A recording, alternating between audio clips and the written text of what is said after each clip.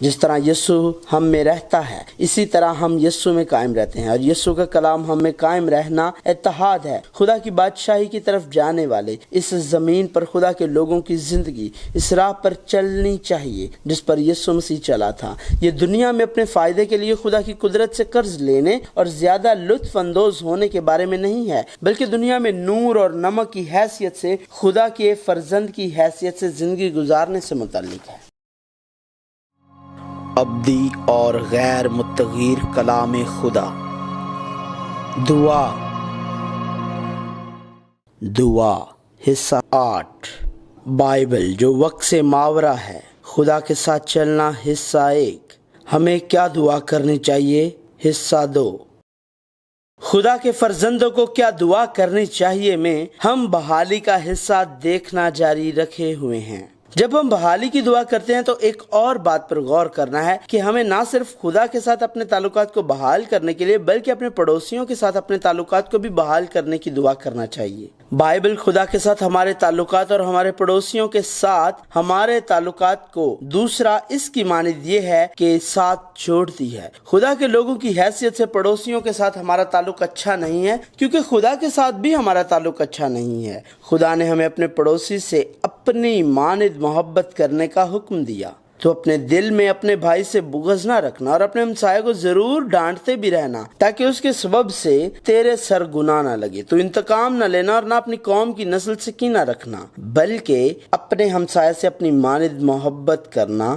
میں خداوند ہوں۔ لیکن میں تم سے یہ کہتا ہوں کہ جو کوئی اپنے بھائی پر غصے ہوگا وہ عدالت کی سزا کے لائق ہوگا، اور جو کوئی اپنے بھائی کو پاگل کہے گا وہ صدر عدالت کی سزا کے لائق ہوگا، اور جو اس کو احمق کہے گا وہ آتش جہنم کا سزاوار ہوگا۔ پس اگر تو قربان گاہ پر اپنی نظر گزرانتا ہے اور وہاں تجھے یاد آئے کہ میرے بھائی کو مجھ سے کچھ شکایت ہے، تو وہیں قربان گاہ کے آگے اپنی نظر چھوڑ دے اور جا کر پہلے اپنے بھائی سے ملاپ کر تب آ کر اپنی نظر گزران۔ تم سن چکے ہو کہ کہا گیا تھا کہ اپنے پڑوسی سے محبت رکھ اور اپنے دشمن سے عداوت، لیکن میں تم سے یہ کہتا ہوں کہ اپنے دشمنوں سے محبت رکھو اور اپنے ستانے والوں کے لیے دعا کرو۔ میں تمہیں ایک نیا حکم دیتا ہوں کہ ایک دوسرے سے محبت رکھو، جیسے میں نے تم سے محبت رکھی تم بھی ایک دوسرے سے محبت رکھو۔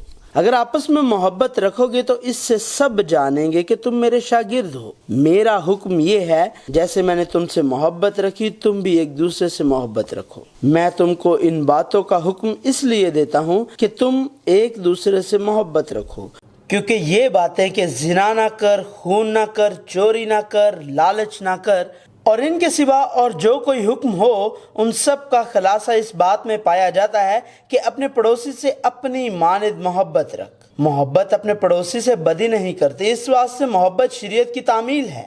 اے بھائیو، تم آزادی کے لیے بلائے تو گئے ہو، مگر ایسا نہ ہو کہ وہ آزادی جسمانی باتوں کا موقع بنے، بلکہ محبت کی راہ سے ایک دوسرے کی خدمت کرو، کیونکہ ساری شریعت پر ایک ہی بات سے پورا عمل ہو جاتا ہے، یعنی اس سے کہ تو اپنے پڑوسی سے اپنی مانند محبت رکھ۔ تو بھی اگر تم اس نوشتہ کے مطابق کہ اپنے پڑوسی سے اپنی مانند محبت رکھ اس بادشاہی شریعت کو پورا کرتے ہو تو اچھا کرتے ہو، لیکن اگر تم طرفداری کرتے ہو تو گناہ کرتے ہو اور شریعت تم کو قصوروار ٹھہراتی ہے، کیونکہ تم نے حق کی تابعداری سے اپنے دلوں کو پاک کیا ہے جس سے بھائیوں کی بے ریا محبت پیدا ہوئی۔ اس لیے دل و جان سے آپس میں بہت محبت رکھو، سب سے بڑھ کر یہ ہے کہ آپس میں بڑی محبت رکھو، کیونکہ محبت بہت سے گناہوں پر پردہ ڈال دیتی ہے۔ ہم جانتے ہیں کہ موت سے نکل کر زندگی میں داخل ہو گئی کیونکہ ہم بھائیوں سے محبت رکھتے ہیں۔ جو محبت نہیں رکھتا وہ موت کی حالت میں رہتا ہے۔ اے بچوں، ہم کلام اور زبان ہی سے نہیں بلکہ کام اور سچائی کے ذریعے سے بھی محبت کریں، اور اس کا حکم یہ ہے کہ ہم اس کے بیٹے یسوع مسیح کے نام پر ایمان لائیں اور جیسا اس نے ہمیں حکم دیا اس کے موافق آپس میں محبت رکھیں۔ اے عزیزو، آؤ ہم ایک دوسرے سے محبت رکھیں، کیونکہ محبت خدا کی طرف سے ہے، اور جو کوئی محبت رکھتا ہے وہ خدا سے پیدا ہوا ہے اور خدا کو جانتا ہے۔ جو محبت نہیں رکھتا وہ خدا کو نہیں جانتا، کیونکہ خدا محبت ہے۔ اے عزیزو، جب خدا نے ہم سے ایسی محبت کی تو ہم پر بھی ایک دوسرے سے محبت رکھنا فرض ہے۔ اگر کوئی کہے کہ میں خدا سے محبت رکھتا ہوں اور وہ اپنے بھائی سے عداوت رکھے تو جھوٹا ہے، کیونکہ جو اپنے بھائی سے جسے اس نے دیکھا ہے محبت نہیں رکھتا وہ خدا سے بھی جسے اس نے نہیں دیکھا محبت نہیں رکھ سکتا۔ اور ہم کو اس کی طرف سے یہ حکم ملا ہے کہ جو کوئی خدا سے محبت رکھتا ہے وہ اپنے بھائی سے بھی محبت رکھے، اور محبت اور بحالی کی انتہا بخشش ہے۔ حقیقی معافی کے بغیر الفاظ سے محبت اور بحالی مکمل نہیں ہو سکتی ہے۔ دعا میں یسوع نے اپنے شاگردوں کو معافی کے بارے میں سکھایا اور اس نے کہا، اور جس طرح ہم نے اپنے قرض داروں کو معاف کیا ہے تو بھی ہمارے قرض ہمیں معاف کر۔ اور اس نے کہا، اس لیے کہ اگر تم آدمیوں کے قصور معاف کرو گے تو تمہارا آسمانی باپ بھی تم کو معاف کرے گا، اور اگر تم آدمیوں کے قصور معاف نہ کرو گے تو تمہارا آسمانی باپ بھی تمہارے قصور معاف نہ کرے گا۔ اور پطرس کے سوال پر، اے خداوند، اگر میرا بھائی میرا گناہ کرتا رہے تو میں کتنی دفعہ اس سے معاف کروں؟ کیا 7 بار تک؟ یسوع نے کہا، میں تجھ سے یہ نہیں کہتا کہ 7 بار، بلکہ 7 دفعہ کے 70 بار تک، اور میرا آسمانی باپ بھی تمہارے ساتھ اسی طرح کرے گا اگر تم میں سے ہر ایک اپنے بھائی کو دل سے معاف نہ کرے۔ صرف وہی لوگ جو اپنے بھائی سے دل سے پیار کرتے ہیں اور اس محبت سے بڑھ کر معاف کرتے ہیں، ستانے والوں کے لیے دعا کر سکتے ہیں، لعنت بھیجنے والوں کو برکت دے سکتے اور ان کی تحقیر کرنے والوں کے لیے دعا کر سکتے ہیں۔ یسوع ہمیں ایسا کرنے کو کہتا ہے۔ ہمارے روزے رکھنے، مانگنے اور پھر مانگنے کا موضوع ان لوگوں سے محبت کرنے اور معاف کرنے کے فضل کے لیے ہے جن سے ہم اپنی طاقت سے پیار نہیں کر سکتے اور معاف نہیں کر سکتے ہیں۔ خدا ان فرزندوں سے خوش ہوتا ہے جو اس طرح دعا کرتے ہیں اور ان کا خیال رکھتا ہے۔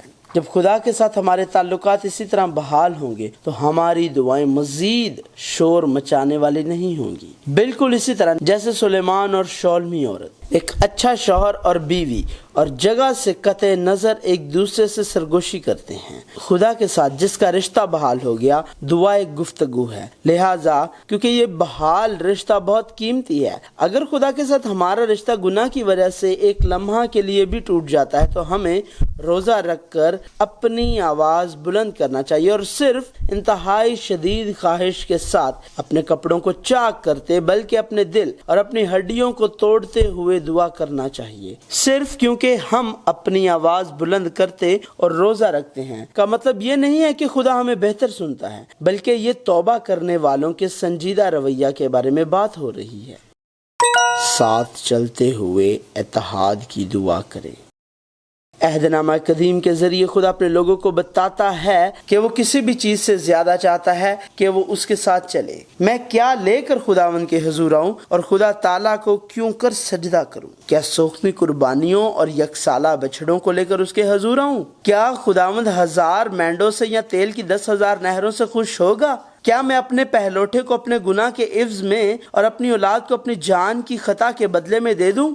اے انسان، اس نے تجھ پر نیکی ظاہر کر دی ہے۔ خداوند تجھ سے اس کے سوا کیا چاہتا ہے کہ تو انصاف کرے اور رحم دلی کو عزیز رکھے اور اپنے خدا کے حضور فروتنی سے چلے۔ 1000 مینڈے اور 10,000 تیل کی ندیاں پیش کرنے کی بجائے اور یہاں تک کہ ہمارے پہلوٹے بیٹے کے بجائے خدا ہم سے چاہتا ہے کہ انصاف کریں اور راست باز کو عزیز رکھے اور خدا کے ساتھ فروتنی سے چلے۔ غزل الغزلات میں اس معاونت کا معنی ہے، میرا محبوب میرا ہے اور میں اس کی ہوں، وہ سوسنوں کے درمیان چراتا ہے۔ میں اپنے محبوب کی ہوں اور میرا محبوب میرا ہے، وہ سوسنوں میں چراتا ہے۔ اور نئے عہد نامہ میں یسوع اتحاد کے طور پر اس کی دوبارہ وضاحت کرتا ہے۔ انگور کا حقیقی درخت میں ہوں اور میرا باپ باغبان ہے، جو ڈالی مجھ میں ہے اور پھل نہیں لاتی اسے وہ کاٹ ڈالتا ہے، اور جو پھل لاتی ہے اسے چھانٹتا ہے تاکہ زیادہ پھل لائے۔ اب تم اس کلام کے سبب سے جو میں نے تم سے کیا پاک ہو، تم مجھ میں قائم رہو اور میں تم میں۔ جس طرح ڈالی اگر انگور کے درخت میں قائم نہ رہے تو اپنے آپ سے پھل نہیں لا سکتی،